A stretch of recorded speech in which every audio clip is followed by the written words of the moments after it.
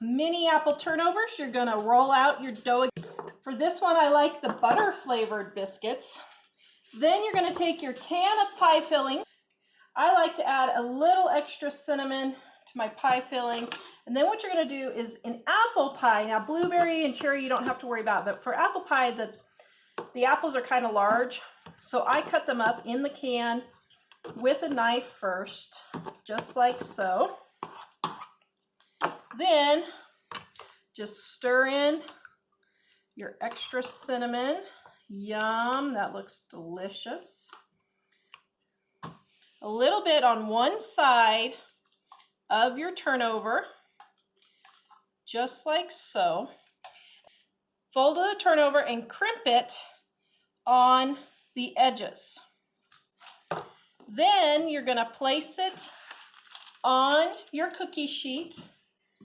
Take a little bit of water, tap the top. I don't see people give this tip very much, but if you put a little bit of water on the top and then sprinkle it with cinnamon and sugar, it will hold the cinnamon and sugar on there better and won't fall off quite as much.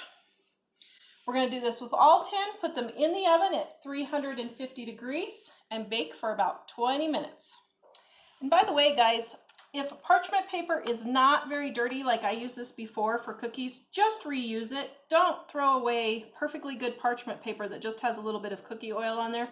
You can reuse it several times, especially if you're making cookies. I'll probably be the end for this one because of the leftover little pie filling there, but reuse your parchment paper to save some money.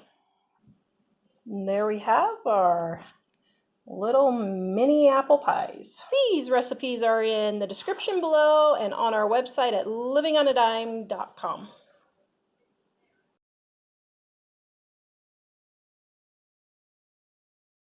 I am recording now. How would you like me to record, Mother? Doo-doo.